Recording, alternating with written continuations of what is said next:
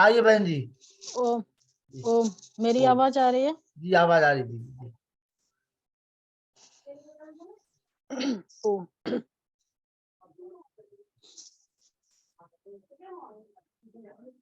दयानन्दो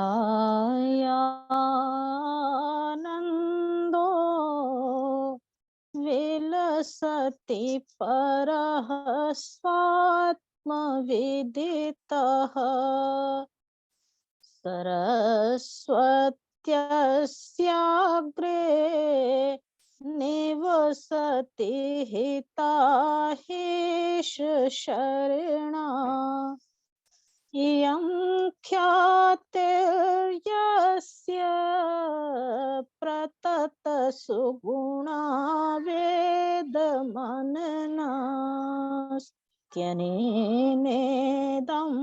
भाष्यं रचितमिति बोद्धव्यमनघाः।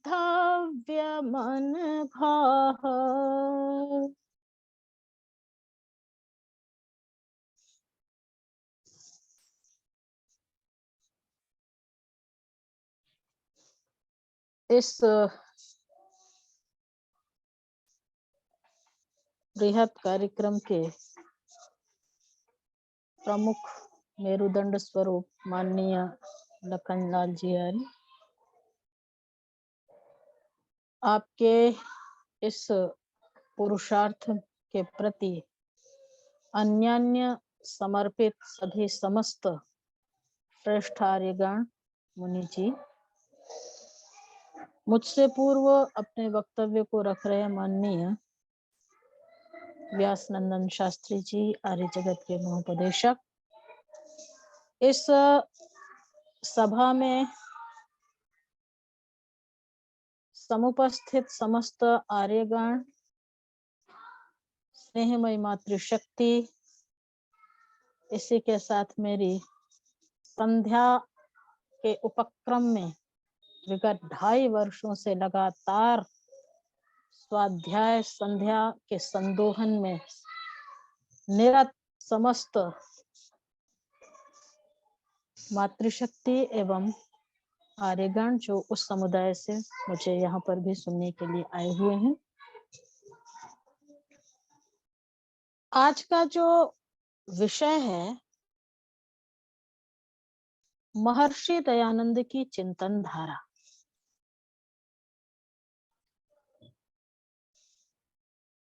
युग प्रवर्तक ऋषिवर दयानंद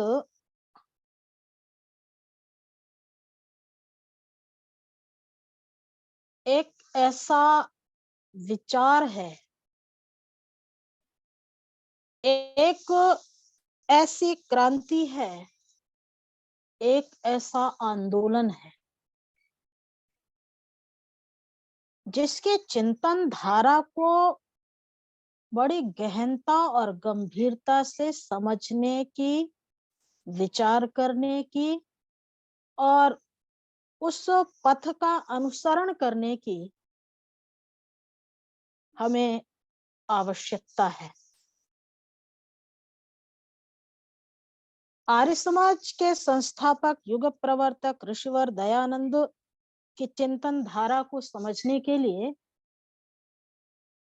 ऋषिवर के जीवन शैली को, ऋषिवर की विचार पद्धति को हमें बड़े ध्यान से सोचना और समझना पड़ेगा, उसे देखना पड़ेगा, उसे पढ़ना पड़ेगा। और जब हम उस ओर दृष्टिपात करते हैं, जब हम ऋषि दयानंद के बाल्यकाल से लेकर के जीवन पर्यंत क्रियमाण कर्तव्यों के और समुन्नत होते हुए उनके विचारों का, उनके चिंतन का अध्ययन करते हैं, तो ये बात बड़े दृढ़तर रूप में, दृढ़तम रूप में स्पष्ट होकर के निकलती है कि अवश्य में वह ऋषिवर दयानंद के जो चिंतन धारा थी वो निरंतर प्रवहमान प्रगतिशील विचारधारा थी। ऋषि दयानंद के उस धारा के विभिन्न आयाम हैं और उन विभिन्न आयामों में हम लगातार ऋषिवर के प्रगतिशील विचारधारा को देखते हैं। सामान्य जनमानस के अंदर इस प्रकार का तेज, इस प्रकार का वैभव, इस प्रकार का साहस, इस प्रकार का धैर्य प्राप्त नहीं होता। जो साहस, जो धैर्य, जो विचार, जो चिंतन हम ऋषि के बाल्यकाल से ही हमें देखने को प्राप्त होता है।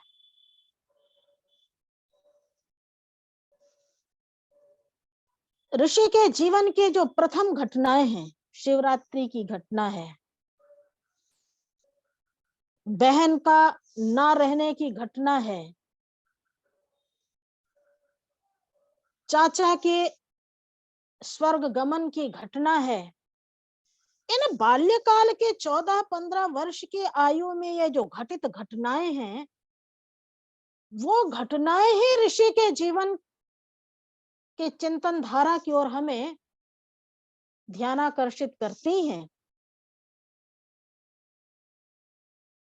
ऋषि अपने जीवन में इस बात को कभी लेकर के नहीं चलते कि मेरे पूर्वजों ने, मेरे पिता ने, मेरे पिता के पिता ने क्या किया और किस पथ को दिखाया, तो मुझे वह ही करना है, उसी पथ पर चलना है।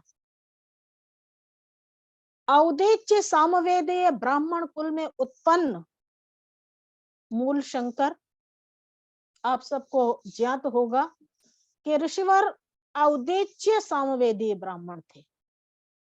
औदिच्य सामवेदीय ब्राह्मण का क्या मतलब होता है कि ऋषि दयानंद का जो परिवार था वो उत्तर भारत से गुजरात की ओर गया हुआ था और उत्तर भारत को उदीची, उत्तर को उदीची और उदीची से औदिच्य। तो गुजरात में जो है एक राजा थे, राजा मूलराज सोलंकी, जिन्होंने एक बहुत बड़ा बृहत यज्ञ किया था और उस यज्ञ के संपादन हेतु उत्तर भारत से 1000 ब्राह्मण वहां पर उस यज्ञ के यजन करने के लिए गए थे और उस यज्ञ के यजन के पश्चात वहां के राजा ने उन्हें वो जमीन दी थी और वहां रहने का निवास दिया था। तो इस प्रकार से वो हजारों ब्राह्मण जो है, हजारों ब्राह्मणों का परिवार वहीं पर निवास करने लगा और इस कारण से वो उत्तर भारत से गए हुए होने से उदीची औदिच्य कहलाए और चूंकि 1000 थे इसलिए पूरा कहा जाता था सहस्त्र औदिच्य ब्राह्मण। ऐसा कहकर के वो अपने आप को, वो पूरा समुदाय वहां पर पुकारता था कि ये सहस्त्र औदिच्य ब्राह्मण है। तो इस प्रकार से ऋषि दयानंद जो है औदिच्य ब्राह्मण परिवार में उत्पन्न हुए और वो सामवेदीय था, सामवेद का अध्ययन अध्यापन करता था। सामवेदीय औदिच्य ब्राह्मण होने के नाते, होने के अनंतर भी चूंकि वह परिवार शैव मतानुयायी था, तो शैव अर्थात शिव, शिवम को मानने वाला शैव मतानुयायी होने से ऋषिवर दयानंद ने यजुर्वेद का भी पूरा अभ्यास किया हुआ था। रुद्राष्टाध्याय इत्यादि उन्हें संपूर्ण कंठस्थ हो गई थी और 14-15 वर्ष की आयु तक यजुर्वेद भी उन्होंने कंठस्थ कर लिया था। तो इस प्रकार 14-15 वर्ष की आयु तक जब कि पिता की पूर्ण छाया में वो पल रहे थे, पितृ छाया में, और ऐसे समय पर जब शिवरात्रि के अवसर पर वहां पर व्रत धारण करने की चर्चा होती है, तो पितृ छाया में पलता हुआ वह औदिच्य ब्राह्मण, वह तेजोमय ब्रह्मचारी जो है शिवरात्रि के व्रत के लिए तैयार हो जाता है, शिवरात्रि का व्रत करता है और वहां पर बैठ करके जब उसके आंखों के सामने ये दृष्टि उत्पात होता है कि वो शिवलिंग पर चढ़े हुए चूहे को देख करके एक अश्रद्धा के भाव उत्पन्न होते हैं, जिज्ञासा के भाव उत्पन्न होते हैं और शंका के भाव उत्पन्न होते हैं। बस ऋषि अपनी उस चिंतन धारा से आगे की ओर बढ़ चलते हैं। ऋषि दयानंद के जीवन की ये जो चिंतन धारा है, ये बड़े साहसिक विचारधारा है कि बाल्यावस्था में ही जहां जरा सा संशय उत्पन्न हुआ और संतुष्टि परक उत्तर न मिलने के कारण से तत्काल वहां से घर को चले आना, घर में आकर के व्रत भी तोड़ देना, व्रत तोड़ करके माँ के समक्ष अपनी भूख की याचना करते हुए भूख जो है भोजन का भी कर लेना।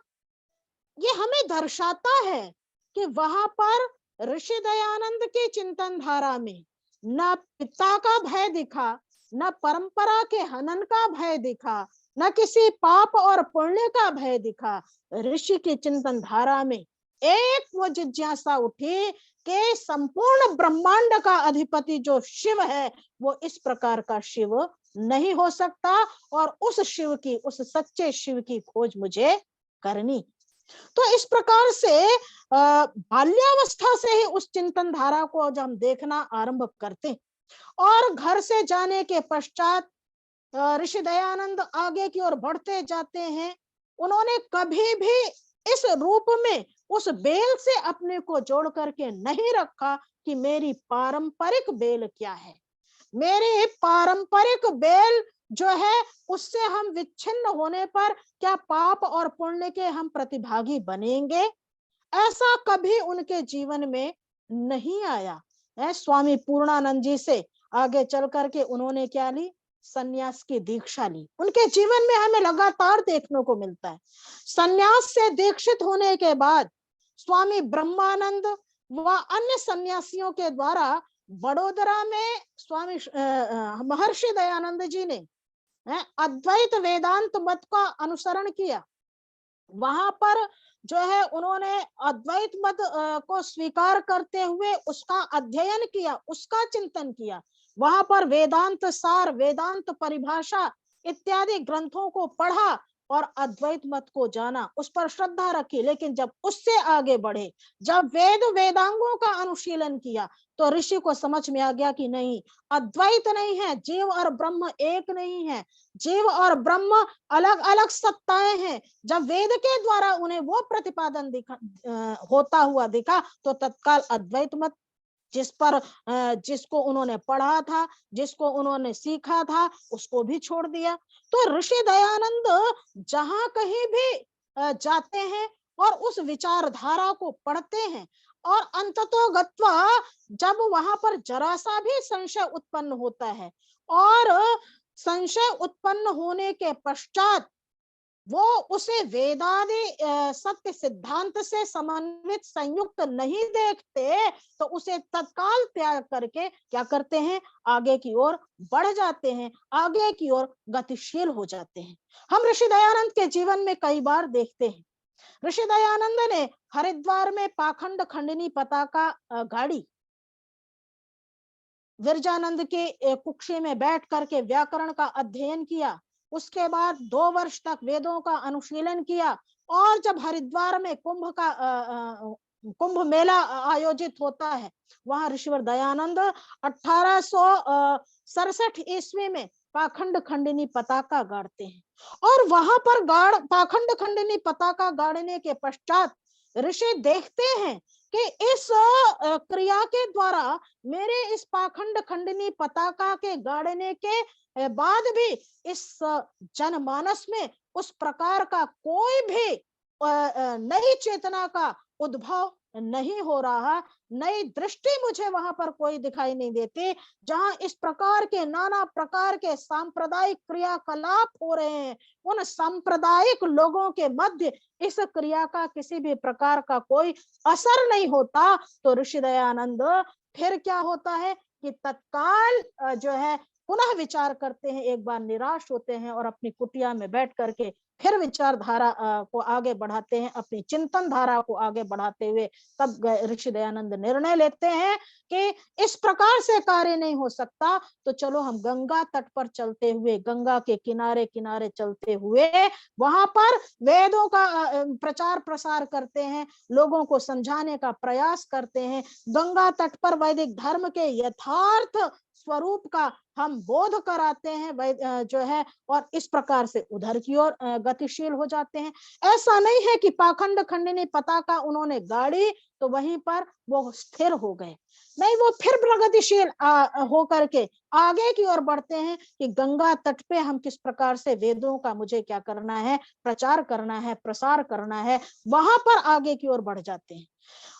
वहां पर भी आगे बढ़ते हुए जब उसके बाद भी जो है वहां पर बढ़ करके ऋषि दयानंद बहुत सारे सत्य सिद्धांतों की स्थापना करते हैं। 8 सत्य सिद्धांतों की वहां पर लोगों को सामान्य जनमानस के अंदर बिठाने का प्रयास करते हैं। वहां विशेष रूप से उनका प्रयास रहा कि सामान्य जनमानस जो है वो संध्योपासना करना सीख जाए, गायत्री का जप करे और अग्निहोत्र को स्वीकार करे, अग्निहोत्र को अपने जीवन में स्थान दे। ऋषि दयानंद के उस गंगा तटवर्ती क्षेत्र में किए हुए कार्य का विशेष और प्रयास और विशेष मुख्य उद्देश्य यह होता है। इसके बाद फिर वो ऋषि दयानंद आगे बढ़ते हैं और वहां पर उससे ज्यादा आगे बढ़ने पर जब वो और ज्यादा, क्योंकि अभी ऋषि निकले हैं, कार्य क्षेत्र के लिए निकले हैं, नई ऊर्जा को लेकर के लिए निकले हैं, नई नई चिंतन धारा को, नया नया उपाय, नई नई चेतना, नए लोगों को जोड़ना, बहुत कुछ चिंतन चल रहा है। और ऐसी स्थिति में फिर ऋषि दयानंद काशी में जो है काशी के पंडितों को शास्त्रार्थ के लिए पुकारते हैं, शास्त्रार्थ के लिए चुनौती देते हैं कि मूर्ति पूजा के विरुद्ध वहां पर जो है वहां काशी के जो विद्वान मंडली है वो क्या करे, मुझसे शास्त्रार्थ करे। और आज भी वो स्थल दुर्गा कुंड के पास जो है वो आज भी एक कमरे का बना हुआ वो स्थल है, वो पूरा बगीचा आज भी हमें नहीं मिल पाया है। और दुर्गा कुंड में वहां पर उस काशी शास्त्रार्थ स्मृति स्थल लिखा हुआ है, वो आज भी स्थल वहां पर है जहाँ दैनंदिन यज्ञ संध्यादि और अन्य आर्य सामाजिक जो भी वार्षिकोत्सव वगैरह वो होते हैं। तो वहां पर काशी के पंडितों के साथ जो है शास्त्रार्थ होता है। उस शास्त्रार्थ का जो परिणाम हुआ वो समस्त आर्य जगत जानता है कि वहां पर ऋषि दयानंद की विजय हुई, लेकिन ध्वनिमत से ऋषि दयानंद को वहां पर पराजित कर दिया गया। ऋषि दयानंद फिर भी अविचलित भाव से, इतना बड़ा ऋषि का चिंतन था, इतना बड़ा ऋषि का धैर्य था, इतना बड़ा ऋषि का ऋषि के अंदर राष्ट्र धर्म वेद के प्रति पीड़ा थी कि उस इतनी बड़ी घटना के घटित होने के बाद भी ऋषि दयानंद जब ये जान चुके हैं कि काशी के पंडित मंडली के मध्य वेदों का कोई आधार नहीं है, उनके पास वेदों का कोई ज्ञान नहीं है, वो किसी भी प्रकार से वेदों पर चर्चा करने में समर्थ नहीं है, सक्षम नहीं है, ऐसा जानने के पश्चात भी वहां पर एक जो है विद्वान हुए स्वामी पंडित विशुद्धानंद जी। और उन विशुद्धानंद जी को जो कि वहां के बहुत बड़े विद्वान थे, उनके पास संदेश भेजते हैं ऋषिवर दयानंद कि आपके नेतृत्व में आकर के हम वेद वेदांगों का कार्य आरंभ करना चाहते हैं, आप आइए, मैं आपका नेतृत्व। अर्थात ऋषि के अंदर कोई इस प्रकार का भी इच्छा नहीं है कि मेरा नेतृत्व होना चाहिए, मेरा यश होना चाहिए, मेरा नाम होना चाहिए, कोई लोकेशना नहीं है, कोई वित्तेषणा नहीं है। और इन सब से हट करके स्वामी विशुद्धानंद के नेतृत्व में अपने को ऋषि दयानंद खड़ा करके और फिर वेदों का कार्य, देश धर्म का कार्य, राष्ट्र का कार्य करना चाहते हैं। लेकिन दुर्भाग्य तब होता है कि जब स्वामी विशुद्धानंद भी ऋषि दयानंद को यह कहला देते हैं अपने शिष्य के द्वारा कि स्वामी दयानंद ने तो सब कुछ त्याग रखा है, लेकिन मैं मैंने सब कुछ नहीं त्याग दिया, मैं तो एक मठ का मठाधीश हूँ। अगर मैं ऋषि दयानंद की तरह कार्य करने लगा तो मुझे इस मठ का जो ये सुख सुविधाएं प्राप्त हैं, जो ये मुझे मठाधीश होने के नाते जो मुझे आधिपत्य प्राप्त है, वो मुझे कौन देगा। ऋषि दयानंद चौंक जाते हैं। इस प्रकार से चारों ओर कार्य के लिए पथ का अनुसरण करते हुए, पथ का सृजन करते हुए ऋषि दयानंद जब और आगे बढ़ते हैं तो प्रयाग में बड़े ध्यातव्य बात है कि प्रयाग कुंभ में, प्रयाग का कुंभ लगा हुआ है और वहां पर ब्राह्म समाज के नेता देवेंद्र नाथ ठाकुर मिलते हैं और देवेंद्र नाथ ठाकुर ऋषि दयानंद से मिलकर के प्रभावित होकर के उन्हें कलकत्ता आने की जो है प्रेरणा देते हैं, उनसे निवेदन करते हैं कि आप कलकत्ता आइए। ऋषि दयानंद जब कलकत्ता पहुंचते हैं तो आप सबको पता है कि ब्राह्म समाज की स्थापना राजा राम मोहन राय ने की। और राजा राम मोहन राय ने जब ब्राह्म समाज की सन 1828 में स्थापना की थी तो उस समय राजा राम मोहन राय वेद प्रतिपादित बहुत सारे सत्य सिद्धांतों को स्वीकार करते थे। ऋषि दयानंद जब ब्राह्म समाज की कलकत्ता पहुंचे और उन ब्राह्म समाजियों से उनका समन्वय हुआ, संबंध हुआ, वहां लगभग 4 मास ऋषिवर दयानंद रहे और उन 4 मास में ऋषि दयानंद ने बहुत कुछ वहां से देखा, समझा और सीखा। इतना बड़ा ऋषि वहां पर इस बात का अनुभव करता है कि क्योंकि ब्राह्म समाज ने वहां पर जो है संस्कारों की शिक्षा के लिए बहुत सारे कार्य कर रखे थे, तो समाज सुधार के लिए कार्य कर रहा था वो। तो उसको देख करके ऋषि दयानंद ये अनुभव करते हैं कि यदि आपको कार्य करना है तो इस कार्य करने के लिए एक संगठन की आवश्यकता होगी, हमें संगठित होकर के कार्य करना पड़ेगा।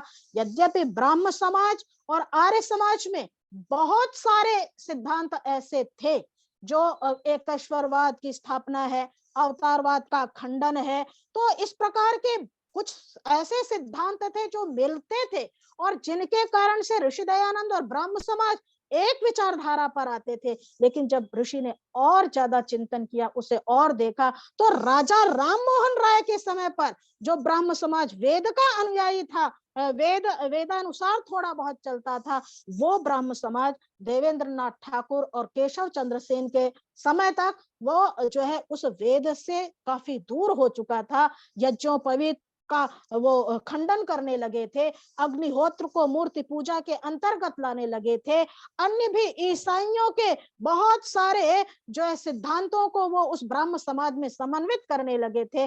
अब वहां पर ऋषि दयानंद की प्रबल मेधा को देख करके ब्राह्म समाज के लोगों ने ऋषि दयानंद को कहा कि आप मेरी समाज में, आप इस ब्राह्म समाज में संयुक्त होकर के कार्य कीजिए। लेकिन इन सभी विभिन्नताओं के कारण ऋषि अपने जीवन में कभी समझौता नहीं करते। ऋषि वेदातिरिक्त किसी भी सिद्धांत पर ऋषि दयानंद मिलकर के चलने के लिए चेष्टित नहीं होते। तो स्थिति यही हुई कि उनके कहने के बाद भी ऋषि दयानंद ने रास्ता ब्राह्म समाज का नहीं स्वीकार किया।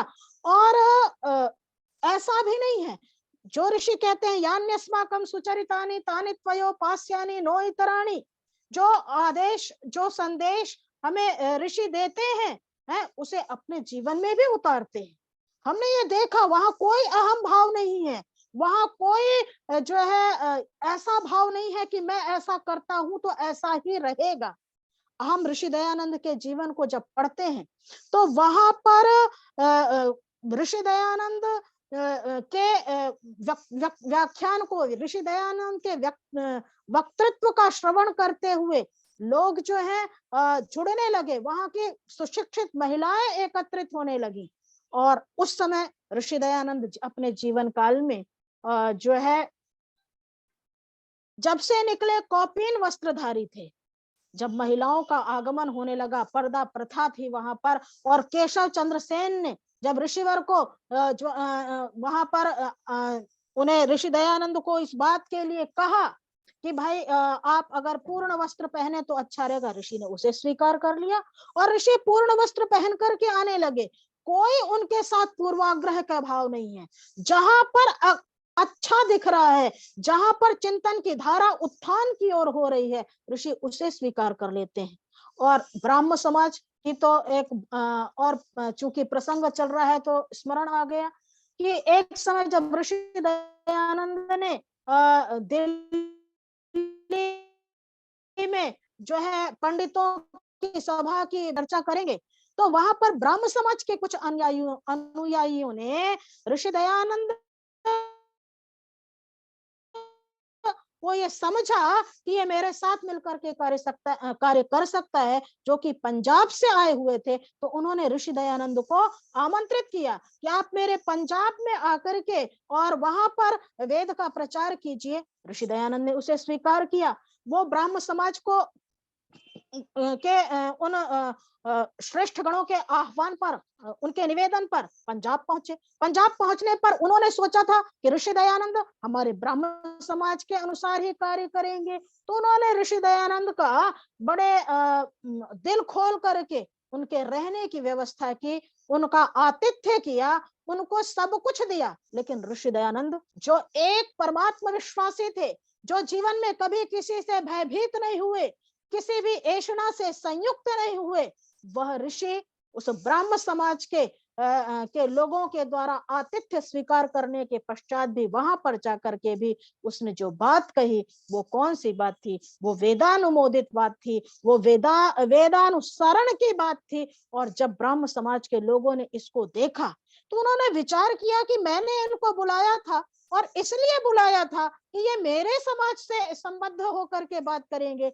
लेकिन ये तो सिद्धांत, मेरे समाज के सिद्धांत से अतिरिक्त होकर के भी बात करते हैं। और वहां पर विरोध इतना बढ़ गया कि उन ब्राह्म समाजियों ने 2 सप्ताह बाद ऋषिवर दयानंद को ये कह दिया कि हम आपका आतिथ्य स्वीकार नहीं कर सकते, आप मेरा जो है आप यहाँ से प्रस्थान कर जाएं। ऋषि दयानंद परमात्मा विश्वासी, उन्होंने उसे भी स्वीकार कर लिया और अपनी तरह से वो कार्य करते रहे। और यहाँ तक विरोध बढ़ा, इतना विरोध बढ़ा कि वो जो 2 सप्ताह ऋषि दयानंद, मतलब जब हम पढ़ते हैं तो हमें आश्चर्य होता है कि उनके पास ब्राह्म समाजियों के सत्कार को स्वीकार करते हुए जो 2 सप्ताह ऋषि दयानंद वहां पर रहे, तो वो 2 सप्ताह में जो ऋषि दयानंद के आतिथ्य में जो धन व्यय हुआ, उस धन को भी ऋषि दयानंद से उन ब्राह्म समाजियों ने वापस मांग लिया। और वो धन जो 2 सप्ताह में व्यय हुआ था वो 25 रुपया था, और वो 25 रुपया भी ऋषि दयानंद से ब्राह्म समाजियों ने ले लिया। लेकिन ऋषि दयानंद के ऊपर इसका कोई प्रभाव नहीं पड़ता। लेकिन वहीं पर एक मुसलमान आता है और वो कहता है कि आप मेरे समाज में, मेरे घर पे चलिए, मैं आपका आतिथ्य स्वीकार करूंगा। ऋषि दयानंद वहां जाते हैं, वहां भी वेद सम्मत बातें करते हैं और उस मुसलमान के घर पे रह करके फिर कुरान की पोल खोलते हैं। इतना बड़ा निर्भीक दयानंद, इतनी बड़ी जो है दृढ़ चिंतन धारा, इतना ईश्वर विश्वासी कि उसे कल क्या होगा इसकी चिंता नहीं है। ऐसा दयानंद उस मुसलमान के घर में बैठ करके ही और कुरान की पोल खोल रहा है। लेकिन वो मुसलमान भी धन्य था, उसने भी जब ऋषि दयानंद ने ये बात करी तो सभा के समाप्त होने पर बस मुस्कुरा करके कह दिया कि आज तो आपने हमको भी नहीं छोड़ा। तो ऋषि दयानंद की जो चिंतन धारा है वो एक परमात्मनिष्ठ होकर के वेदानुकूल है।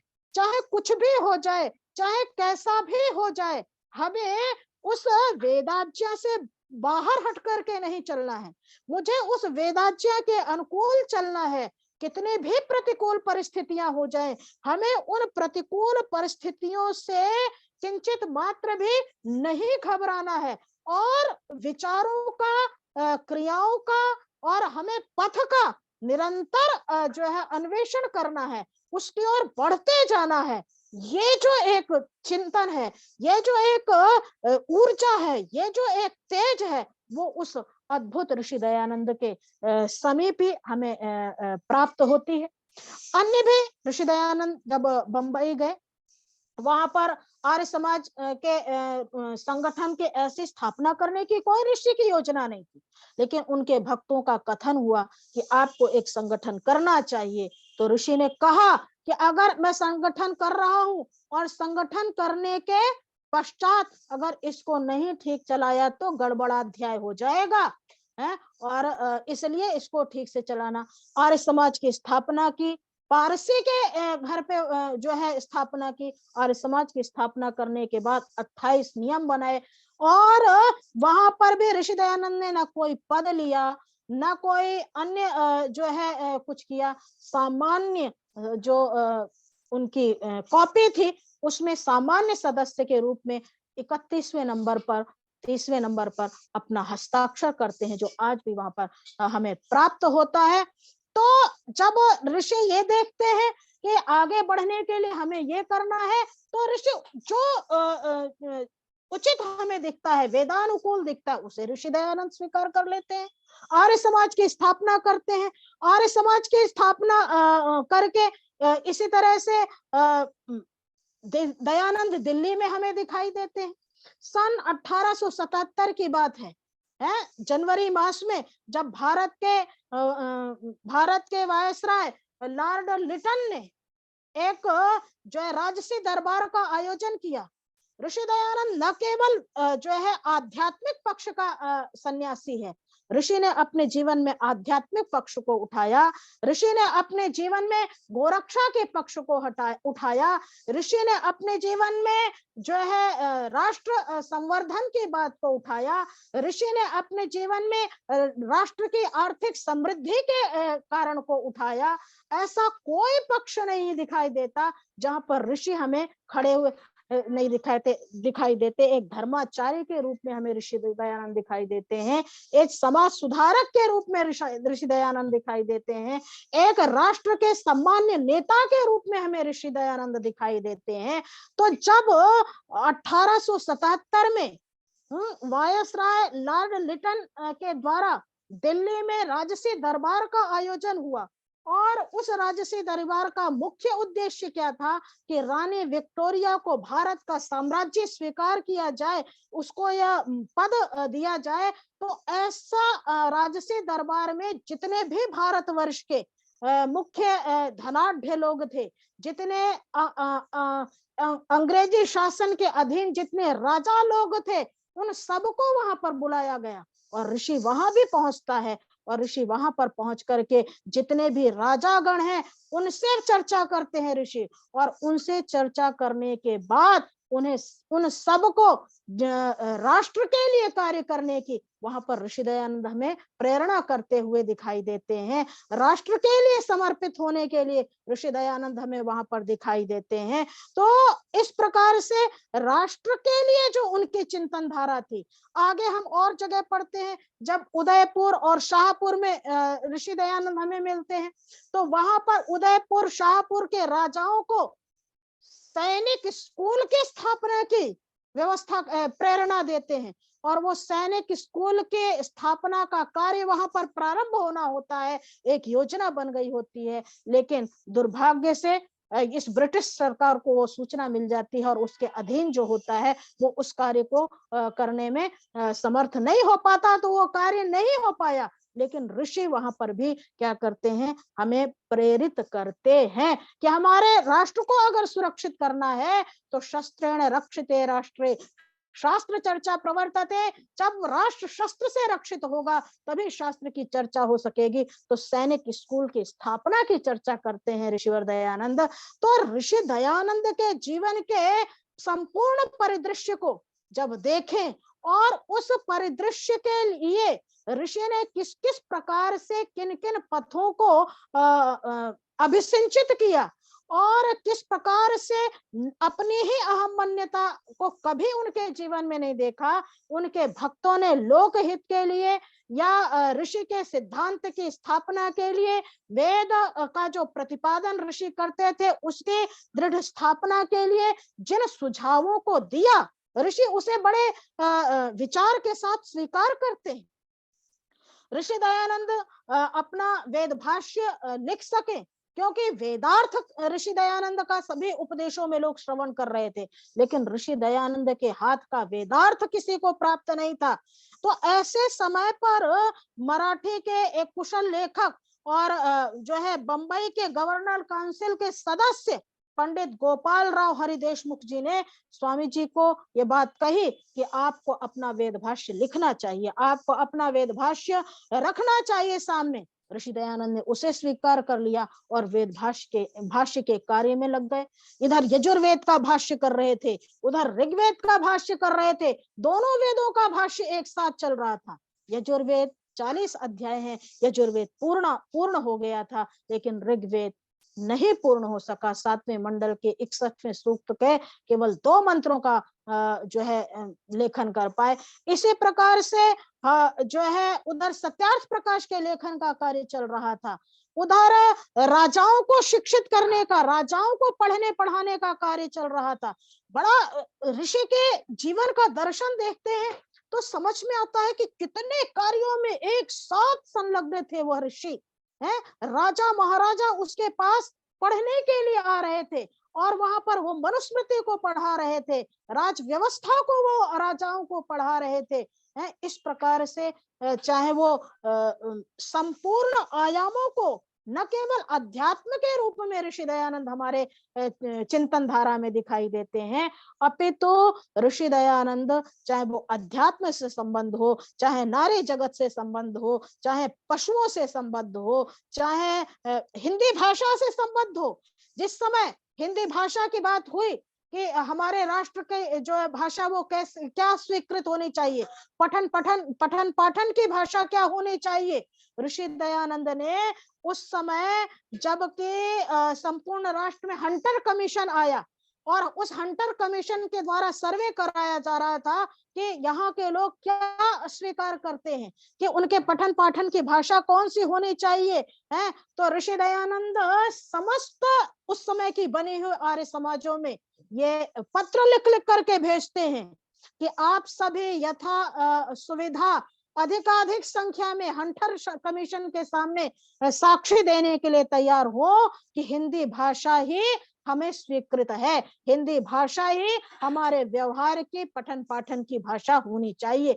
तो चाहे भाषा की बात हो, चाहे भूषा की बात हो, चाहे राष्ट्र की बात हो, चाहे अध्यात्म की बात हो, चाहे गोरक्षा की बात हो, चाहे नारी संवाद की बात हो, कोई ऐसा स्थान, कोई ऐसा मुझे क्षेत्र नहीं दिखाई देता जहां ऋषि दयानंद अपनी चिंतन धारा वेद की चिंतन धारा से संयुक्त करके, वेद की चिंतन धारा से अपनी चिंतन धारा को समृद्ध करते हुए आगे की ओर बढ़ते हुए नहीं दिखाई देते। और इस सब के पीछे जो एक बहुत बड़ा बल मुझे दिखाई देता है वो ये दिखाई देता है कि ऋषि दयानंद ने जो कभी परंपरावादी विचारधारा को स्वीकार नहीं किया, आज हमारे समाज के बीच एक बहुत बड़ी समस्या है। हम माताओं के बीच जाते हैं, हम अन्यों के बीच जाते हैं, बच्चों के बीच जाते हैं, सबसे बड़ा दुर्भाग्य है बात हमें सुनने को क्या मिलता है, जी हमारे परिवार में ये चला आ रहा है तो हम कैसे ऐसा स्वीकार कर ले। छोटी छोटी बातों में है कि जी एक जगह तो मैं यज्ञ करा रही थी, मैंने कहा यज्ञोपवीत धारण करना चाहिए, आप यज्ञोपवीत धारण कीजिए। तो एक माता बैठी थी, उन्होंने कहा जी ये तो हम लोगों में नहीं होता। मैंने कहा आप मुसलमान हो, आप ईसाई हो, आप में क्यों नहीं होता? क्या माता पिता का सेवा नहीं की जाती? वहां माता पिता का ऋण नहीं होता, वहां ऋषि ऋण नहीं होता, वहां जो है पितृ ऋण नहीं होता, वहां देव ऋण नहीं होता। किस ऋण से आप वंचित हो जो आपके यहाँ नहीं होता? एक छोटी छोटी सी बातों पर ऐसे करना है कि ऐसे नाक को सीधे दाएं हाथ से पकड़ना है कि बाएं हाथ से पकड़ना है, कैसे करना है, एक हर चीज को ऐसा आडंबर और रूढ़ी बना करके हमने रख दिया कि उस रूढ़िवाद में बंद करके हम बहुत कुछ जानते हुए भी, समझते हुए भी उसे छोड़कर आगे बढ़ने का साहस नहीं कर पाते, हमारे अंदर एक भय पैदा होता है, हमारे अंदर एक ऐसा संकट पैदा होता है कि हाय ऐसा कर लेंगे तो कौन सा महाविनाश हो जाएगा, मेरे परिवार के संकट में पड़ जाएगा। इस प्रकार के हम एक पारंपरिक विचारधारा से बंधे हुए, जो कि बड़ी तुच्छ है, बड़ी निम्न है, बड़ी अविचारित है, उससे बंध करके हमें मिलने वाले जो वेद ज्ञान की पवित्र धारा है उसकी ओर हम बढ़ नहीं पाते। लेकिन ऋषि चेतना के अंदर, ऋषि चिंतन धारा के अंदर हम ये सबसे बड़ी शक्ति पाते हैं कि ऋषिवर दयानंद उस परंपरा से बंद कर नहीं चढ़ते, ऋषि दयानंद वेद की चिंतन धारा पर चलते हैं और ऋषि दयानंद तर्क, युक्ति और प्रमाण की चिंतन धारा से आगे बढ़ते हैं। और जब हम उस ऋषि दयानंद की धारा को पकड़ने के लिए आगे बढ़े तो ऋषि के जीवन की इस महान व्यक्तित्व की हमें आराधना करनी होगी, हमें भी अपने जीवन में उसकी साधना करनी होगी। और जब उस साधना के साथ हम ऋषि के मार्ग का अनुसरण करेंगे तो हम भी जीवन में कुछ प्राप्त कर ऋषि ऋण से उर्ण होने में समर्थ हो सकेंगे। बहुत बहुत धन्यवाद। बहुत बहुत आभार आचार्य डॉक्टर श्रुति कीर्ति जी, वेद रत्न कानपुर। महर्षि दयानंद की चिंतन धारा से हम सभी को रूबरू कराया है। मैं निवेदन करने लगा हूँ सम्मानित प्रेम सचदेवा जी, प्रेम सचदेवा जी, इंद्रदेव वाजपेयी जी,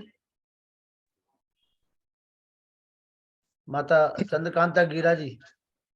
ओम ओम। सभी को सादर नमस्ते। नमस्ते सचदेवा जी, नमस्ते नमस्ते। और हमारे वक्ता तो बड़े जोशीले वक्ता, और ऐसा उन्होंने प्रभाव डाला, हालांकि हमने ये सब कुछ सुना हुआ था, बहुत सी बातें नई भी थी, लेकिन जो प्रभावशाली उन्होंने वक्तव्य दिया है, आज व्याख्या दी है, उससे हम बहुत ही प्रभावित हुए हैं। और मैं उनको साधुवाद देता हूँ और ईश्वर करे आप और इसको और आगे बढ़ाएं। हमारे जो वैदिक विचारधारा है इसको और आगे बढ़ाया जाए, तो इसके लिए मैं आपको प्रेरित कर रहा हूं और आपका धन्यवाद। ओम। बहुत बहुत आभार आपका। और मैं निवेदन करूंगा हमारे बीच में कृष्ण भाटिया जी, कृष्ण भाटिया जी जी, कृष्णा भाटिया जी हैं जी। कृष्णा भाटिया जी दिल्ली से, कृष्णा भाटिया जी, फरीदाबाद से, फरीदाबाद से कृष्णा भाटिया जी जी। माता कृष्णा भाटिया जी, स्वागत है जी। बहुत बहुत धन्यवाद आचार्य जी। हम तो इनका प्रवचन सुनते रहते हैं और बहुत ही, जैसे कहा है, प्रभावशील और बहुत बढ़िया होता है। तो यहाँ तो और भी बहुत आनंद आ गया सुन के। आपका बहुत बहुत धन्यवाद, धन्यवाद। जय भगवान जी, जो प्राचार्य है अलीगढ़ से, जय भगवान जी जी, जय भगवान जी। आइए पारासर जी। जी भाई, आज अपने लखनलाल जी है कार्यक्रम के संयोजक, भारत को समझे हुए है अभियान के जो है राष्ट्रीय संयोजक है। आपके सौजन्य से जो है अपने बहुत ही बढ़िया अपने जो है उद्बोधन सुनने को मिलता है। आचार्य डॉक्टर श्रुति कीर्ति जी है वेद रत्न कानपुर द्वारा जो है आज उन्होंने इतना बढ़िया रूढ़िवादिता के संबंध में बताया कि जो है बहुत से लोग रूढ़िवादी विचारों में फंसे रहते हैं, उनकी परंपराओं को, गलत परंपराओं को मानते हैं। तो किस प्रकार अपने वेदों के माध्यम से डॉक्टर दयानंद सरस्वती जी ने बहुत ही त्रुटियों को दूर करके बहुत सही अपने मार्ग दिखाया। आज भी उसी की आवश्यकता है कि रूढ़िवादिता को छोड़ के तो सही विचार है, सही परंपराएं, उनको अपने हृदय में धारण करना जाए। डॉक्टर सरस्वती जी ने जो है जो अपने किया उसके लिए हम हृदय से बहुत बहुत उनका आभार व्यक्त करते हैं। सभी विद्वजनों को सादर नमस्ते। नमस्ते जी। एसपी जी जुड़े हुए हैं जो जी, भरतपुर से वर्मा जी।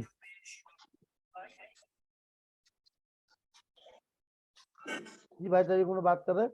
मुनि जी जब तक आप आ जाइए, मुनि जी। ओम। जी, मेरी आवाज आ रही? आ रही है। ओम सच्चिदानंदेश्वराय नमो नमः। इस दिव्यात्माओं के परिषद में उपस्थित सभी आदरणीय और पूजा के योग्य बहनें और सभी आदि भक्त पुरुषों, ये जो ज्ञान गंगा बह रही है, इसमें विभिन्न प्रकार के संदर्भों से लेकर एक ऐसी विशद व्याख्या आज प्रस्तुत की गई आदरणीय दीदी डॉक्टर श्रुति कीर्ति जी ने। महर्षि के जीवन का जो चिंतन धारा है वो एकदम स्पष्ट है। जितनी भी संसार की वस्तुएं हैं और उनका जो ज्ञान होता है वो सब वेद से होता है और उस सब का नियामक परमात्मा है। और इसी विधा पर पूरी वैदिक वाङ्मय है। सब सत्य विद्या और जो पदार्थ विद्या से जाने जाते हैं उनका आदिमूल परमेश्वर, और वेद सब सत्य विद्याओं का पुस्तक है। तो ये जो विचारधारा है, यही विचारधारा महर्षि दयानंद सरस्वती की है, जिस पर आपने अपने आदरणीय ने पूरे जीवन के वृतांत को समझाते हुए, प्रस्तुत करते हुए एक निश्चित एक ऐसा चित्र प्रस्तुत किया कि जो कभी भी समझौतावादी नहीं रहे, अपने सिद्धांत पर अटल रहे और इस तरह से इस देश की एक ऐसी धरोहर छोड़ गए जिसको हमारा जीवन सदैव ग्राही बने, हम लोग सदैव उनका अनुकरण करें। और आज का जो वक्तव्य है आदरणीय डॉक्टर श्रुति कीर्ति वेदरत्न का बहुत ही प्रभावशील और सुंदर रहा। इसके लिए श्रीमान लखनलाल जी को और आप सबको बहुत बहुत धन्यवाद। युद्धवीर जी, सभी उपस्थित भद्र पुरुषों का मेरा नमस्ते। आज क्या, जब से हमारी जो आचार्य सुकृति आचार्य जी अपना जो वेद के ऊपर, शिव के ऊपर सत्यार्थ प्रकाश और स्वामी जी की, मैं तो कहूंगा अनन्य शिष्या ऋषि दयानंद की इतना अच्छा स्वाध्याय बहन सुकृति आर्या के द्वारा जो ओजस्वी और बहुत तेजस्वी जो वक्तव्य जो सुनने के लिए मिल रहे हैं, कई बार विचार करते हैं हम। एक भाई वेद में कहा गया यथेमाम वाचम कल्याणी मां वदानी जनेभ्य ब्रह्मराजन नाभ्याम शूद्राचार्याच। तो ये किस प्रकार जो लोग अनभिज्ञ हैं वेदों से, क्योंकि वेदों से अनभिज्ञ रखा गया, लेकिन ये तो बहुत ही विशेष कृपा रही ऋषि की, जिन्होंने सत्यार्थ प्रकाश जैसे ग्रंथ को रच करके हमारे सन्मुख पेश किया और उसको स्वाध्याय करके जो गुरुकुल वेद पाठी जो बहन आचार्य सुकृति आर्या जैसी जितना अच्छा मतलब वो हमें उससे बोध करा रही हैं, तो लगता है कि वास्तव में जो वेद की जो वाणी है किस तरह से कल्याणकारी है। अगर वो उसका कोई लाभ ले सकते हैं तो वो बहन इस पर बिल्कुल पूर्णतः खरी उतरती हैं। और कल जैसे हमारी जो चंद्रकांता गेरा जो आचार्य प्राचार्य जी जो बता रही थी, वह किस प्रकार से लोगों को भ्रमित किया जाता है, जैसे ओम शांति और जो कई संगठन है किस प्रकार भाई ओम की ध्वनि करें, फिर ये करें वो करें इस तरह से। लेकिन उसका हमें भी ये संकल्पित होना चाहिए, जैसे आदरणीय हमारे लखनलाल जी एक बहुत बड़ा यज्ञ, अश्वमेघ यज्ञ मैं तो कहूंगा इसकी उपाधि चला रहे हैं। इस प्रकार से हमें भी कुछ समय निकाल करके स्कूलों में या किसी जो संस्थाएं उनमें अपना आधे घंटे का, ये लोग हॉस्पिटल तक भी पहुंचते हैं आदरणीय लखनलाल जी, हॉस्पिटल में जो पेशेंट होते हैं तो उनको इस प्रकार सम्मोहित सा करते हैं, भाई हम आपका 15 मिनट लेना चाहते हैं, 20 मिनट लेना चाहते हैं। मैंने 1-2 प्रोग्राम ऐसे ज्वाइन किए हैं, तो वहां से लोग भावुकता में उनका फिर वो उसमें ज्वाइन कर लेते हैं। और इस तरह से कल आप भी बहुत भावुक हो गए थे भाई, हमें भी देखो आप तो कर ही रहे हैं, लेकिन निश्चित तौर से जो दशा जो चली आ रही है उसके लिए हमें भी कुछ ना कुछ आहुति, कुछ प्रयास करने चाहिए। मैं तो पुनः बहन जी का धन्यवाद करूंगा, और एक ऐसी विदुषी बहन जो अभी हमारे साथ जो गेरा जी जुड़ी हैं, तो उनका भी मैं साधुवाद देना चाहूंगा। आप सभी को सादर नमस्ते। डॉक्टर जितेंद्र कटारिया जी, डॉक्टर जितेंद्र कुमार कटारिया जी, मंडी धनोरा।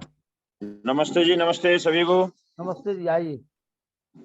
प्रभु आचार्य श्रीमान वीर सिंह शास्त्री जी, गुरुकुल महाविद्यालय ज्वालापुर मेरे साथ में उपस्थित हैं। ये परम सौभाग्य का विषय है। मैं अनुरोध करूंगा श्रद्धेय आचार्य वीर सिंह शास्त्री जो आज की इस कार्यक्रम में उपस्थित रहे हैं, इस अवसर पर अपने विचारों से हमें लाभान्वित करें। स्वागत है आचार्य जी का। ओम आचार्य जी सादर नमस्ते।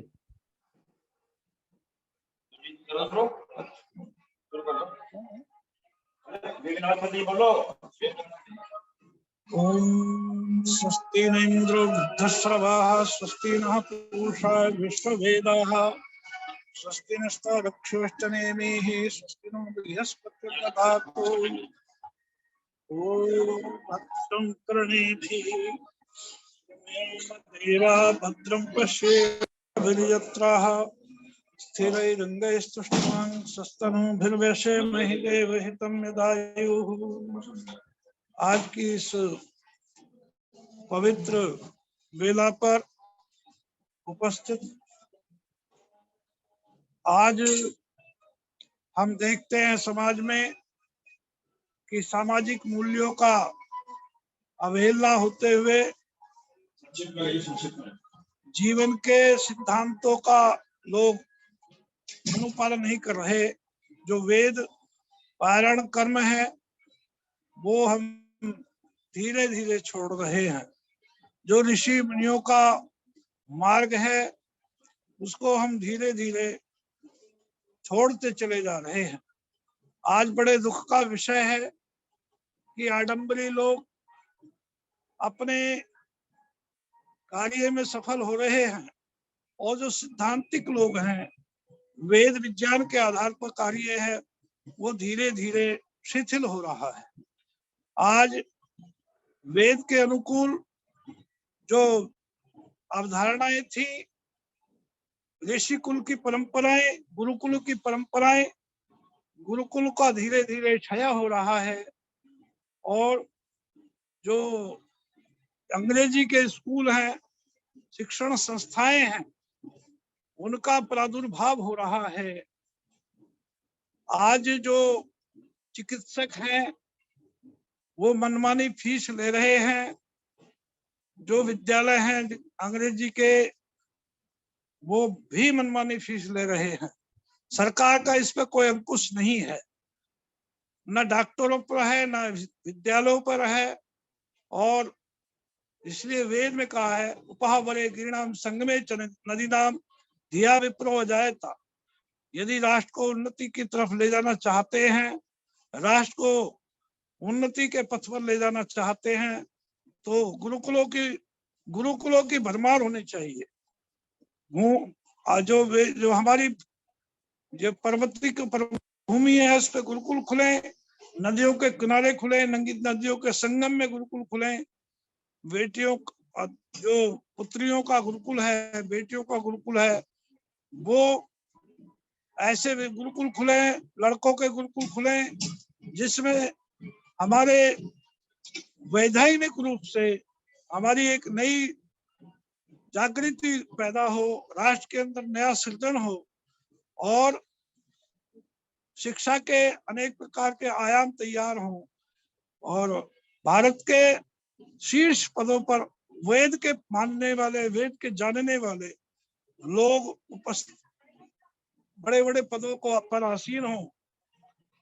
तभी हमारे राष्ट्र का एक सुंदर सपना जो हमारे महर्षि दयानंद सरस्वती का सपना था, राम राज्य बनाने का सपना था, वैदिक राष्ट्र बनाने का सपना था, शंकर का सपना था, तभी वो सपना साकार हो सकता है। तो जब हम सत्य की ओर चलेंगे, सिद्धांतों पर चलेंगे और बुराइयों का उन्मूलन करेंगे, तभी हमारा राष्ट्र उन्नत हो सकता है। धन्यवाद। बहुत बहुत आभार। और मैं निवेदन करूंगा डॉक्टर व्यास। बहुत बहुत धन्यवाद सभी आर्यजनों को, मेरा भी सादर नमस्ते। नमस्ते जी, नमस्ते जी। डॉक्टर यशेंद्र कुमार कटारिया जी, आपका आभार। डॉक्टर व्यासनंदन शास्त्री जी। ओम स्वस्ति पंथा मनुचरेम सूर्या चंद्रमसा विव पुनर्ददता घ्नता जानता संगमे महि। ओम शांति शांति शांति। कार्यक्रम के सम्मान्य संचालक रत्न श्री लखनलाल जी आर्य और अभी जिनका बड़ा ही सुंदर विवेचन आचार्य श्री का श्रवण कर रहे थे, और उसके पूर्व जो आज की मुख्य वक्त्री डॉक्टर श्रुति कीर्ति शास्त्री जी ने अपने विचार दिए हैं महर्षि स्वामी दयानंद के चिंतन धारा के ऊपर, हम सभी उपकृत हुए हैं। निसंदेह महर्षि स्वामी दयानंद का जो चिंतन धारा है उसका मुख्य आधार वेद ही है, और उन्होंने डंक की चोट से घोषणा की थी वेद सब सत्य विद्याओं का पुस्तक है। वेद का पढ़ना पढ़ाना और सुनना सुनाना सब आर्यों का परम धर्म है। इतना उस समय प्रभाव डाला कि सब वेद के प्रति लोग आकृष्ट हुए और वेदों के प्रति अपार श्रद्धा उमड़ पड़ी। ये उनकी चिंतन धारा का मुख्य स्तंभ वेद ही रहा है। इसलिए वेदों वाला ऋषि अगर कोई ज्ञात है अब तक, तो वह महर्षि स्वामी दयानंद के नाम पर लग जाता है।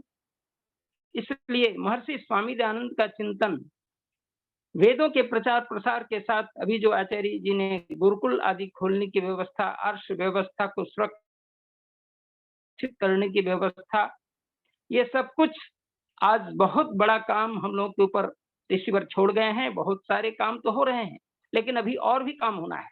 बिहार की धरती पर हम लोग 19 मार्च को गुरुकुल की स्थापना कर रहे हैं सुपौल जिला के अंदर, और एक दयानंद मठ के नाम पर भी कार्य आरंभ हुआ है। उसका भी बहुत बड़ा अधिवेशन है।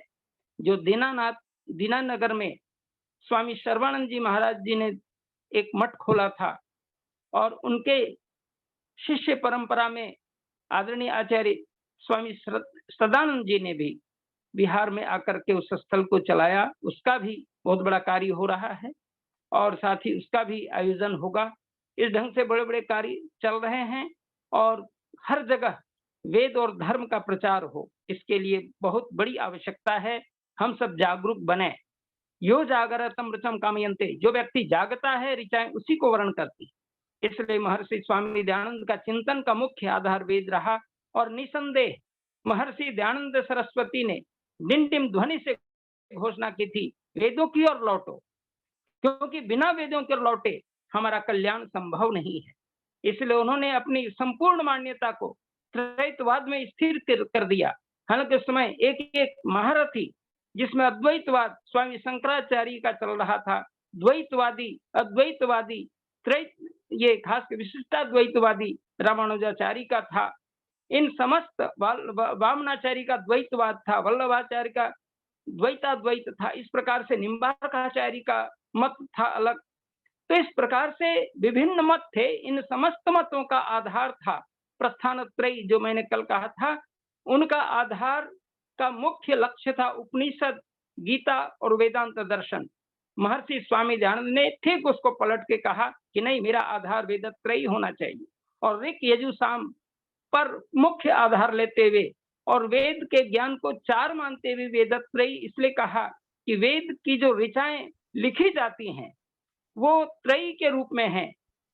कुछ माने ऋग्वेद, यजुर्वेद और अथर्ववेद को आप देखेंगे, सामवेद को भी देखेंगे, तो उसमें मुख्य रूप से ऋग्वेद और यजुर्वेद और अथर्ववेद ये सभी पद्यात्मक हैं, और उसमें गद्यात्मक शैली भी है ऋग्वेद यजुर्वेद के अंदर। फिर सामवेद में गेयात्मक है। इसका मतलब पद्यात्मक, गद्यात्मक और गेयात्मक, ये 3 शैलियों पर ईश्वरीय ज्ञान वेद सुरक्षित है। इस दृष्टि से भी वेद को त्रयी की दृष्टि से देखा गया है, और यही त्रयी विद्या जिसको शतपथ ब्राह्मण के अंदर इसको लक्षित किया गया है। महर्षि दयानंद इसी त्रयी विद्या के आधार पर वेद त्रयी को आधार बनाकर उन्होंने संपूर्ण अपने सिद्धांत को केंद्रित किया, और त्रयित्ववाद की स्थापना करते हुए एक वेद मंत्र को उद्घाटित किया। ओम, उस वेद मंत्र को सबको स्मरण रखना चाहिए। त्रयित्ववाद इसी वेद मंत्र से निकला।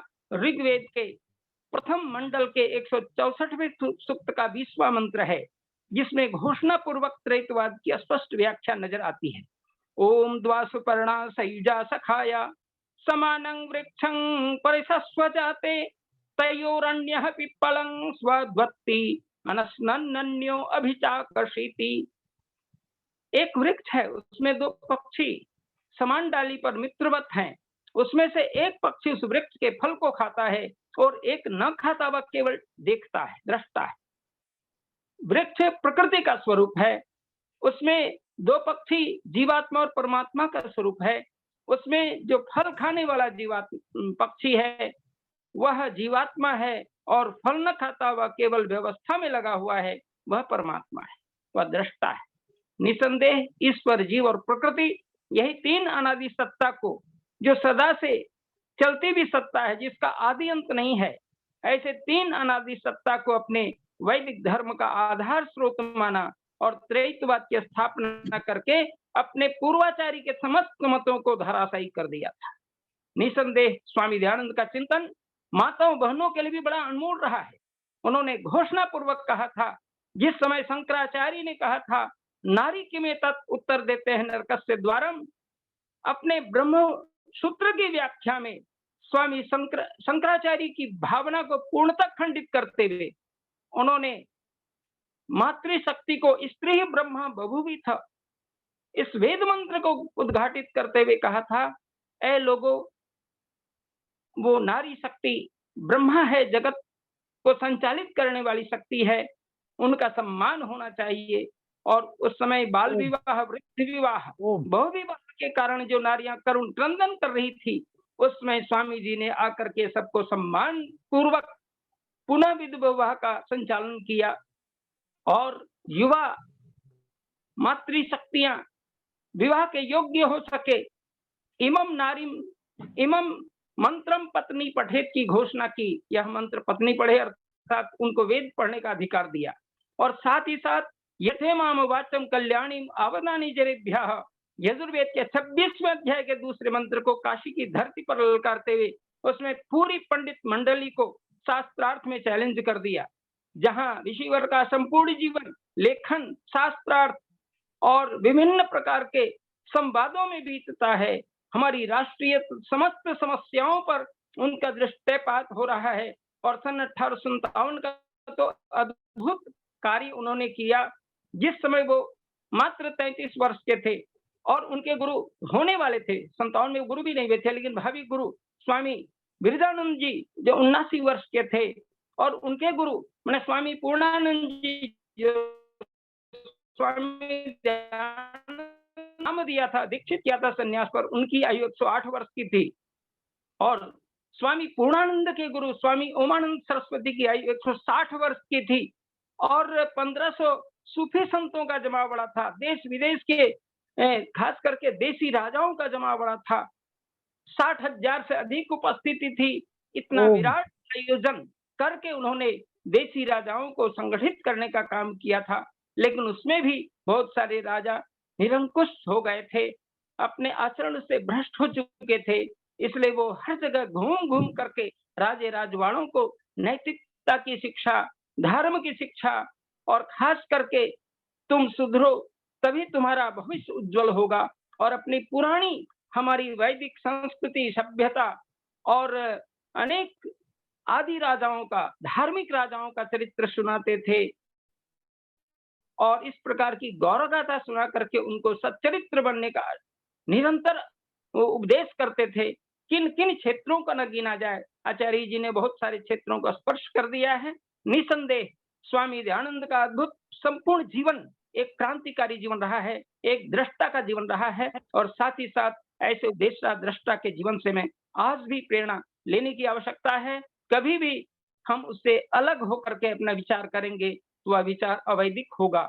निसंदेह हम ऐसे आदर्श को स्वीकार करें और स्वीकार करते हुए इसको जीवन में अपनाएं और औरों को इस संसार में पुनः प्रतिष्ठापित करने के लिए एकजुट होकर के काम करें, तभी हमारा आदर्श सुरक्षित होगा और हमारी वैदिक संपदा सुरक्षित होगी, वैदिक संपत्ति सुरक्षित होगी और हम अपने आदर्श की रक्षा कर पाएंगे। हमारी शिक्षा नीति, हमारी धर्म नीति, हमारी राष्ट्र नीति, हमारी युवा शक्ति सब सुधर जाएगी और नारी शक्ति पर भी अपना काम हो। और इस प्रकार से कन्या गुरुकुल आदि चल रहे हैं और भी आगे खुलने की आवश्यकता है। तो निश्चित रूप से इन सारी बातों को मैं अपनी वाणी में समेटता हुआ विराम देता हूँ। सबको सादर नमस्ते। ओम। आइए मुनि जी, 2 शब्द। जी मुनि जी।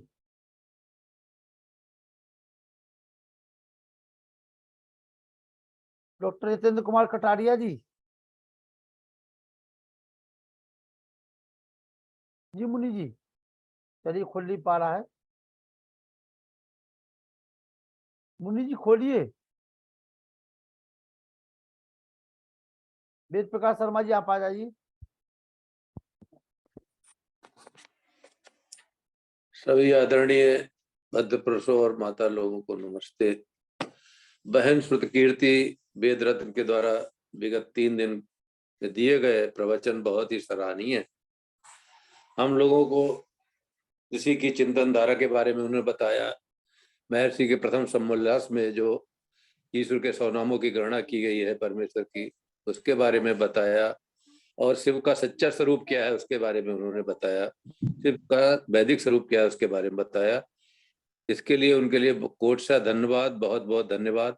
इसी तरह हम लोग जुड़े रहेंगे तो हमारे माननीय लखनलाल जी इसी तरह की अमृत वर्षा करवाते रहेंगे। उनका बहुत बहुत साधुवाद। मुनि जी। ओम ओम। आवाज आ रही? आवाज आने लगी थी। माइक बंद की आप वहां से। ओम वेदाहमेतं पुरुषं महांतं आदित्य वर्णं तं सह परस्तात् तमेव विदित्वा तिमृत्युमेति नान्या पंथा विद्यते अनाय, नान्या पंथा विद्यते अनाय। समस्त मातृशक्ति और पुरुष वृंद, हमारे जो मुख्य श्रोता और वक्ता, सभी के लिए सादर नमस्ते। अभी हमारे बीच में बहुत हमारी सम्मानीय बहन श्रुति कीर्ति जी, डॉक्टर श्रुति कीर्ति जी, इनको हम देख रहे हैं लगातार 3 दिन से 29, 28, 29 और आज 30 बहुत अच्छे प्रसंगों को लेकर के हमारे बीच में आई हैं। और आज तो महर्षि दयानंद जी के सारे का सारा जीवन चरित्र उन्होंने हमारे बीच में रख दिया खोल के। मुख्य पहलुओं को सारा तो नहीं रख पाएंगे, खैर सारे उनके चरित्र को तो 8 दिन लग जाएंगे बहन जी को, लेकिन उन्होंने जो मुख्य उनकी घटनाएं हैं उनको वास्तव में पूरे जीवन चरित्र में समेट दिया है। मैं महात्मा वेदवृक्ष जी की 4 लाइनें आप लोगों के सामने रखूंगा।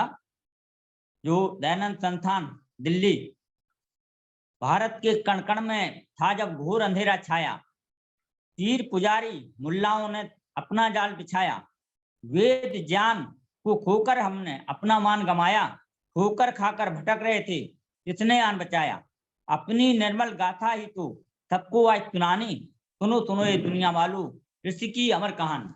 बहुत अच्छा लंबा उन्होंने एक कविता लिखी हुई थी एक जनजान पत्रिका में, उसकी ये 4 लाइनें मैं आपके बीच में रख पाया हूँ। तो मैं आपका सभी के लिए हृदय से आभार व्यक्त करता हूँ। हमारे डॉक्टर साहब नरूला, डॉक्टर राकेश कुमार जी।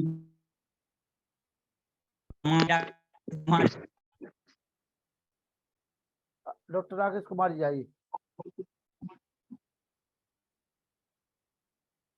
मंच पर विराजमान सभी भद्र पुरुषों, माताओं के लिए सादर नमन। आदरणीय लखनलाल आर्य जी के द्वारा जिस प्रकार से सचमुच एक से बढ़कर एक मोती को यहाँ पर ला करके रोया जा रहा है, यह निश्चय ही उदीयमान भारत, उगता भारत, विश्वगुरु भारत का संकेत है। भारत को समझो अभियान अपनी सही दिशा में आगे बढ़ रहा है, यह देखकर बड़ी प्रसन्नता होती है। आज के समय में भी बहन जी श्रुत कीर्ति जैसी विदुषी बहनें हमारे बीच में हैं, इसे देख करके भी बहुत प्रसन्नता होती है। बहन मृदुल कीर्ति जो ऑस्ट्रेलिया में रहती हैं, वह वहां रह करके भी बड़ा काम कर रही हैं और ये यहाँ पर हमारे बीच में रह करके बड़ा काम कर रही हैं। ये निश्चित रूप से माँ भारती की अप्रतिम सेवा है। आदरणीय व्यासनंदन शास्त्री जी, डॉक्टर साहब वेद प्रकाश जी अभी मेरे से पूर्व में संक्षेप में अपना विचार व्यक्त कर रहे थे, बड़ी विद्वता के साथ उन्होंने अपनी टिप्पणी दी है। मैं एक बात सोचा करता हूँ कि जो लोग क्षणे रुष्टा क्षणे तुष्टा रुष्टा तुष्टा क्षणे क्षणे का खेल खेलते रहते हैं और प्रयास करते हैं कि हम आपके साथ जुड़े रहेंगे, लेकिन ऐसी प्रवृत्ति के लोग साथ जुड़ करके काम नहीं कर सकते। उनसे सावधान रहने की आवश्यकता होती है। मैं एक बात ये भी कहना चाहूंगा, इसी को कहकर के बात को समाप्त कर रहा हूँ। जैसे रॉकेट को लॉन्च करते हैं, रॉकेट को लॉन्च करते समय हम देखते हैं कि जो उसका मलबा होता है, जो कीचड़ होती है, वो आकाश में विलीन हो जाता है और ऊपर जाकर के बहुत छोटी सी जो सबसे हल्की चीज होती है कक्षा में जाकर के वो स्थापित होती है। ऐसे ही संसार से जाकर के जब आत्मा मुक्ति की ओर चलती है तो मुक्ति के उस परम लक्ष्य को, परम पद को प्राप्त करते समय जितना संसार का कीचड़ होता है वो सब अंतरिक्ष में विलीन हो जाता है। यही संगठनों का हाल होता है। संगठन में जो लोग जबरदस्ती से या किसी कारण आपके दबाव से या अनमने मन से आपके साथ चल रहे होते हैं, वे भी समझो कि आपके रॉकेट के कीचड़ हैं, जो देर सवेर कहीं ना कहीं अंतरिक्ष में विलीन हो जाएंगे, आपकी लंबी यात्रा में कहीं ना कहीं विलीन हो जाएंगे। लेकिन जब कारवां बनता है तो वो विद्वानों का एक मत होकर के बनता है, एक दिशा में सोचने की शक्ति रखने वाले लोगों का बनता है। इसीलिए उसको संगठन कहते हैं, सम्यक गठन जिसका होता है। और जो लोग साथ साथ रह करके संग संग रह करके ठनी रहती है जिनकी, वो संगठन वाले नहीं होते, वो संगठन का नाश करते हैं। तो मुझे ये बहुत अच्छा लगा आज का जो संबोधन था बहन जी का। हम चाहेंगे कि आगे भी वो इस प्रकार से भारत को समझो अभियान की एक महत्वपूर्ण कड़ी होकर के हमारे बीच उपस्थित होती रहेंगी। इसके लिए हम लखनलाल आर्य जी को हृदय से धन्यवाद ज्ञापित करते हैं और प्रभु से प्रार्थना भी करते हैं कि उनका ये उत्साह, उनका ये लगन इसी प्रकार बनी रहे, जिससे हम भारत समझो अभियान को ऊंचाई तक, एक आयाम तक पहुंचाने में सफल हों। धन्यवाद। आइए नरुला जी। आदरणीय आचार्य श्रुति कीर्ति जी, डॉक्टर राकेश कुमार आर्य जी, वैष्णव शास्त्री जी, पुरुषोत्तम मुनि जी, वेद प्रकाश जी, बड़ी बहन चंद्रकांता जी, आज बड़े, और लखनलाल आर्य जी तो मुख्य हैं ही। तो आज जो श्रुति कीर्ति जी ने श्री स्वामी दयानंद के बारे में जो महत्वपूर्ण जानकारी दी, वो वास्तव में बहुत सारी महत्वपूर्ण जानकारी थी। यद्यपि हम जितने भी यहाँ सदस्य बैठे हैं सभी को स्वामी दयानंद के बारे में थोड़ा बहुत क्या बहुत ज्यादा काफी कुछ पता है, लेकिन आज उन्होंने कुछ बातें ऐसी बताई जो कम से कम मैंने तो नहीं कभी सुनी थी। तो वो बड़ा अच्छा लगा जिन्होंने अच्छे महत्वपूर्ण जानकारी दी, जैसे शास्त्रार्थ के बारे में बताया, और उन्होंने ये बताया कि इनके पूर्वज जो है उत्तर प्रदेश से गए थे। इस टाइप की जो इन्होंने चीजें बताई वो वास्तव में बड़ी नई थी। बल्कि मैं भी आज कल ही स्वामी दयानंद जी के बारे में एक लेख पढ़ रहा था, तो उनकी चिंतन धारा वास्तव में इससे प्रज्ञापित होती है। उनका एक मत था कि उस आदमी की सेवा जरूर करें जो आपको धन्यवाद भी नहीं दे सकता। कई ऐसे लोग होते हैं जो इतने निश्चल और निष्कपट होते हैं, जो इतनी उनको कुछ इन चीजों का मालूम नहीं होता, बहुत सीधे साधे, तो उनके लिए भी आप उनकी सेवा भी जरूर करें। और ये भी उनका कहना था कि अज्ञानी होना गलत नहीं है, लेकिन अज्ञानी बने रहना गलत है। और अगर आप सकते हैं कि अज्ञानी कुछ ज्ञान की मात्रा कम है तो स्वाध्याय करना चाहिए। स्वाध्याय और पुरुषार्थ के बिना आदमी कोई उन्नति नहीं कर सकता। तो अहंकार के बारे में बोलते थे कि भाई अहंकार जो है विनाश की ओर ले जाता है, हमें अहंकार से दूर रहना चाहिए। पुरुषार्थ पर तो उन्होंने अपना बहुत जोर दिया ही था। और मृत्यु के बारे में कहते थे कि जीवन में मृत्यु टाली नहीं जा सकती, ये अवश्यम भावी है, हमें ईश्वर के ऊपर पूरा विश्वास रखना चाहिए। और उनका खुद का अपना कथन भी ऐसा ही था। उनका जिस प्रकार से उनका कहना था कि अंतिम समय में हे ईश्वर तेरी इच्छा पूर्ण हो, तो वास्तव में क्रांतिकारी विचार थे उनके। बहुत ही अच्छी बातें आज बताई उन्होंने, डॉक्टर श्रुति कीर्ति जी ने। तो आप सबका बहुत बहुत धन्यवाद। लखन जी का बहुत धन्यवाद जिन्होंने मुझे समय दिया। धन्यवाद।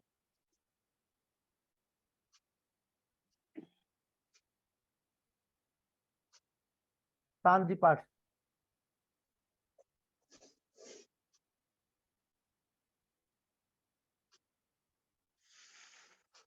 शांति प्यासदी शांति राप शांति रौचदया शांति वनस्पतय शांति पिष्य देवा शांति ब्रह्म शांति सर्व शांति शांति रेवा शांति श्याम शांति रेदि ओम शांति शांति शांति।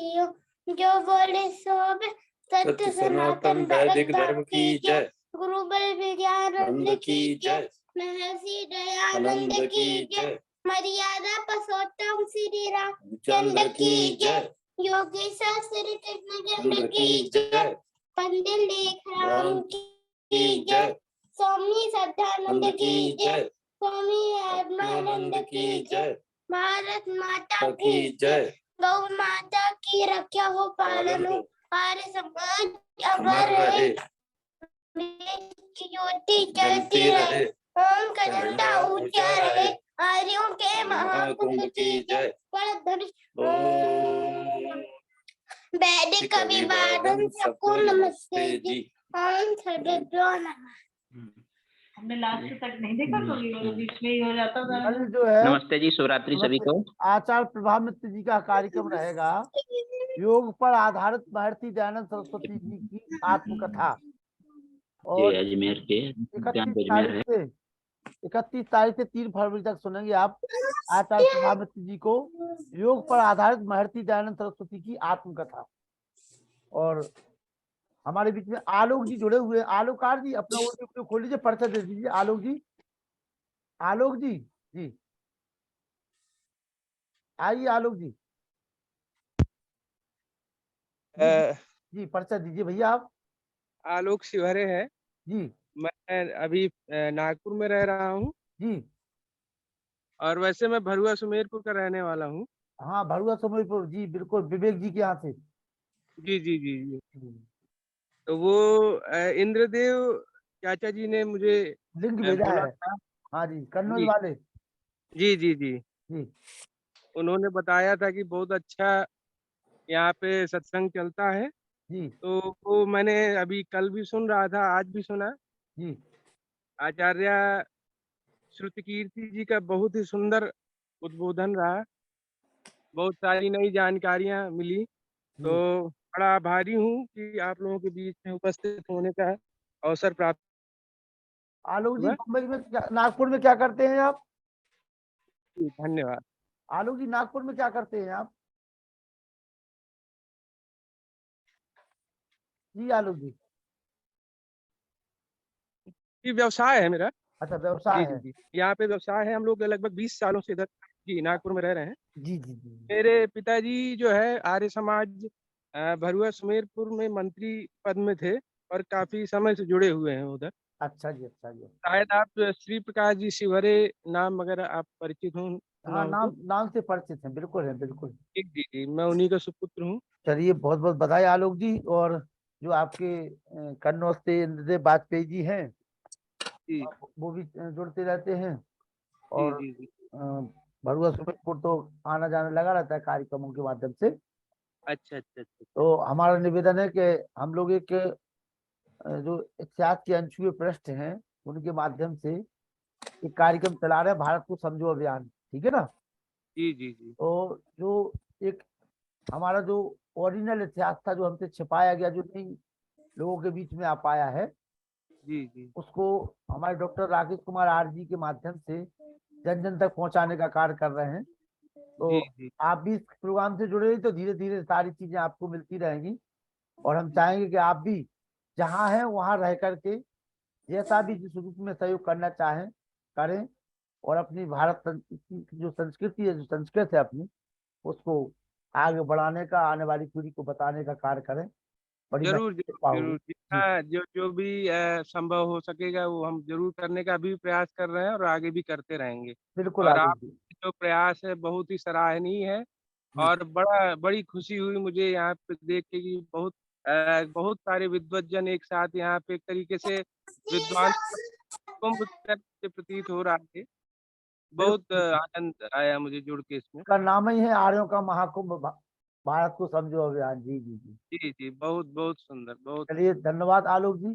मेरी तो आप पे नजर पड़ी, हमने कहा आप जुड़े हुए थे। अच्छा जी, पंकज त्रिपाठी जी आप ही के साथ आए थे क्या? जी जी वो असल में हम लोगों का एक ग्रुप है, उसमें 5-6 लोग हैं। तो हम लोग उपनिषद और दर्शनों पर सत्संग करते हैं, तो वो पूरा ग्रुप जुड़ा हुआ था। चलिए चलिए। तो हमारा नंबर तो आपके पास पहुंच ही गया होगा। नंबर तो नहीं मेरे पास। नहीं आप नहीं, आपके पास जो लिंक पहुंचा है ना, जी संभवतः उस लिंक में नीचे मेरा नंबर हुआ लखनलाल आर करके। अच्छा अच्छा ठीक है ना। हाँ नहीं हो तो ठीक, नोट कर लीजिए आप। मैं सेव कर लेता हूँ। जी नंबर नोट कर लीजिए। जी तो या आप अपना नंबर हमें दे दीजिए, बोल दीजिए अपना नंबर, हम जी आपको बोलिए। 99 99 75 75 76 76 91 91 43। 43। ठीक है आलोक जी, मैसेज बराबर में आपके पास आते रहेंगे। अगर आपका कोई ग्रुप हो तो उसमें मुझे ऐड कर दीजिएगा। मैं आपको उसी में ऐड कर ले रहा हूँ, ठीक है जी जी जी जी बिल्कुल। बहुत बहुत एक बार सभी का फिर से यथोचित अभिवादन, सबको प्रणाम। आपका भी बहुत बहुत स्वागत है, वंदन है, अभिनंदन है आलोक जी। जी चलिए कल मुलाकात करते हैं। और आचार्य प्रभामित्र जी जो हमारे पंचकुला के हैं और पति पत्नी दोनों लोग साथ में रहेंगे, उनके भजन भी होंगे और बहुत अच्छे व्याख्यान आप लोग सुनेंगे। ज्यादा से ज्यादा संख्या में कल लोगों को जोड़िए। आप सभी का बहुत बहुत आभार। डॉक्टर राकेश कुमार जी का भी बहुत बहुत आभार, जो बहुत व्यस्त रहते हुए भी हमारे निवेदन को स्वीकार किया कि भैया जो है ये तम्बाकू कहीं खत्म ना हो जाए, हुक्का बराबर में लेते रहिए। तो जी साहब बराबर में हुक्का ले रहे हैं, स्वागत है आपका। कल आपकी व्यस्तताएं ज्यादा रहेंगी, कल कार्यक्रम है आपका। अरे अब हमारी तो अब व्यस्तता 24 घंटे में तो अभी नहीं जा रही है। अब थोड़ी ऊर्जा संचित कर लीजिए, कल एक महापुरुष की जयंती है ना उनकी। जी जी जी जी जी हाँ, स्वतंत्रता सेनानी भी रहे हैं। बिल्कुल बिल्कुल, एक दिन उन पे आप व्याख्यान देना, बहुत अच्छा जीवन हाँ चरित्र। जी, हाँ जी। डॉक्टर व्यासचंद्र शास्त्री जी जानते हैं? डॉक्टर व्यासचंद्र शास्त्री जी, कर्पूरी ठाकुर जी को तो जानते हैं आप? व्यासचंद्र शास्त्री जी माइक खोलिए। व्यासचंद्रन जी, जी जी हाँ कर्पूरी ठाकुर जी जो आपके बिहार के जननायक हुए हैं। जी जी हाँ बिल्कुल। हाँ, कल उन्हीं के जीवन चरित्र पे एक कार्यक्रम रखा हुआ है और हमने अपने बहुत ललितपुर में पूरे झांसी मंडल में, यहाँ कोई जानता नहीं जी था, दूर दूर तक मध्य प्रदेश में भी नहीं जानता था। तो हम्म। 2008 में हमने सबसे पहले यहाँ कार्यक्रम किया था उनकी जयंती का। अनुबंध रूप से उसको संचालित कर रहे हैं और जन जी जन तक उनके जीवन को पहुंचा रहे हैं। जहाँ आज के राजनेता एक कोई प्रधान भी बन जाए तो जिसकी अरबों करोड़ों की संपत्ति हो जाती है और एक जी वो तो 2 बार मुख्यमंत्री रहे, 1 बार उप मुख्यमंत्री रहने के बावजूद भी उनके जीवन की पूरी मात्र केवल 33,000 रुपए उनके खाते में अंतिम समय में थे। जब उन्होंने वहां के पत्रकार रंजन जी से कहा कि आप मेरा मकान घर का बनवा देना, तो उन्होंने कहा साहब 33,000 रुपए में कौन सा मकान बनेगा। ऐसे उसका चर्चा होनी चाहिए। एक बहुत ही राजनीति के अच्छे प्रोदा माने जाते हैं और जिन्होंने पिछड़ों ठाकुर हीरा सिंह हैं जो उत्तर प्रदेश में मंत्री भी रहे हैं। हाँ जी, अब बीजेपी में हैं, पिछड़ा वर्ग के अध्यक्ष हैं वो इस समय बीजेपी में। जी आप उनको भी जोड़िए एक दिन, मैं उनसे बोल दूंगा। रहने दीजिए, आप मत जोड़िए उनको। अच्छा अच्छा, जोड़ने लायक नहीं है वो।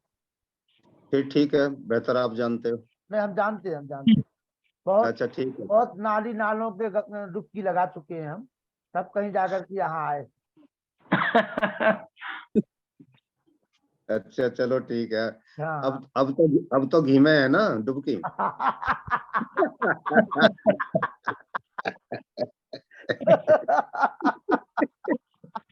देखिए सच्चाई यही है, यहाँ बैठ करके इस घाट पर अमृत मंथन हो रहा है। बिल्कुल। समुद्र मंथन की जो कहानी काल्पनिक रूप से या सच रूप में जैसी भी थी, वो जो सुनी है हमने, वो यही तो थी जी।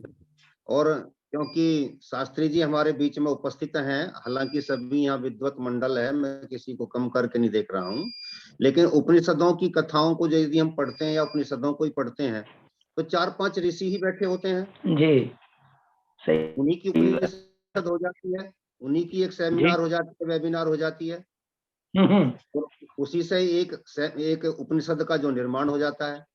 तो चाहे बेशक उसको हम हंसी में कह लेते हैं कि ये लखनलाल जी की चौपाल है जिस पर हुक्का चलता है, लेकिन सच्चाई ये भी है कि ये ऋषियों की उपनिषद है। लखन जी की पाठशाला है, पाठशाला। हाँ लखन जी। तो अब देखिए अपने अपने पिटारे में कैसे कैसे सर्टिफिकेट रख रखे हैं।